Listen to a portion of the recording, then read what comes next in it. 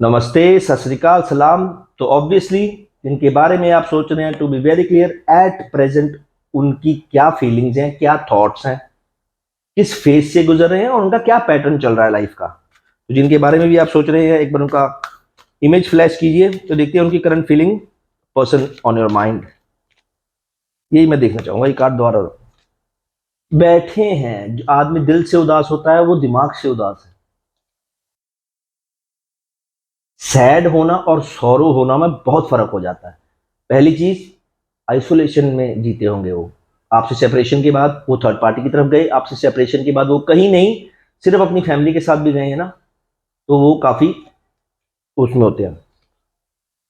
जैसी उनकी लाइफ चल रही है ना, चलने दो, उनको डिस्टर्ब मत करना। अगर आप कम्युनिकेशन में हो, आपका एक शब्द भी ना बोले हुए उनको अपनी अवेयरनेस बहुत अच्छे से दिख रही है कि उन्होंने क्या किया, क्या नहीं किया, क्या ज्यादा किया, क्या कम किया।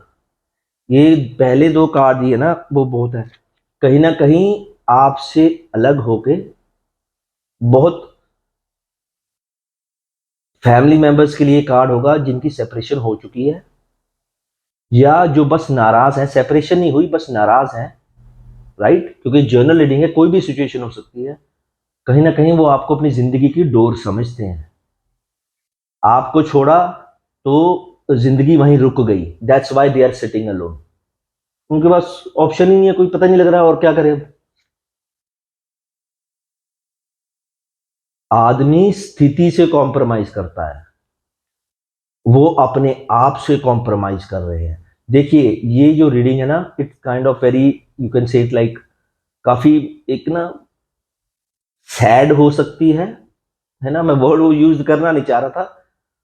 अगर आप उनके साथ कम्युनिकेशन में हैं, उनको रहने दो, कम कम्युनिकेट करो, टू बी वेरी ट्रू, क्योंकि आप सब मेरे फैमिली मेंबर्स हैं। फोन करके मैसेज करके तंग मत करो। अगर बिल्कुल कम्युनिकेशन में नहीं हो, दुआ करो। ये दुआ वाली, जो दुआ वाला शब्द है ना, मैंने इसलिए यूज किया है क्योंकि वो जिस फेज से गुजर रहे हैं आप उनको नहीं जानते। हम अपने आप को नहीं जान पाते पूरी जिंदगी में। उनका जो गुजर रहा है उनको बैठे रहना। अगर आपके मन में ये फीलिंग आ रही है अच्छा ही हुआ इस फेज में है, फिर कर्म पूरे ही हैं। वो किसी ना किसी पिंजरे में फंसे हुए हैं। Obviously it's a journal reading, third party situation है। सेपरेशन हुआ है बस, या डाइवोर्स हुआ है, कोई मर्जी सिचुएशन लगा लीजिए। वो चाहे किसी पिंजरे में भी नहीं है ना, तो भी वो अपने आप को पिंजरे में ही समझ रहे हैं। जब हो सकता है उनके पास बाहर निकलने की चाबी भी हो, पर वो आदमी होता ना, कि पहला कार्ड याद है जो आया था, अकेले बैठे हुए हैं। मैंने पहली बार एग्जांपल दिया था, चाहे वो फैमिली में भी है ना, वो फैमिली से भी नहीं मिल रहे हैं इस वक्त। ये थोड़ी पहली, जो एक बार कल की रीडिंग, पता नहीं परसों में, याद नहीं है, ये बहुत आजकल ये बहुत रेजोनेट हो रही है कि जो आदमी सेपरेट होके खुश भी है, जो सेपरेट होके थर्ड पर्सन की तरफ नहीं, अपनी फैमिली की तरफ है, तो भी खुश नहीं होता आदमी। कुछ ना कुछ मिसिंग होता है उनकी लाइफ में। ये आजकल बहुत रिसेप्टिविटी, एवरीबडी वांट्स इट। ये रीडिंग काफी है मुझे लगता है। अलोननेस, आजकल मैं ये बहुत पर्सनल रीडिंग्स में भी देख रहा हूं। आदमी मानता नहीं है कि मैं गलत हूं। अरे मुझे कोई फर्क नहीं पड़ता, मैं एक्शन ले लूंगा। अरे ऐसा नहीं, अरे वैसा नहीं।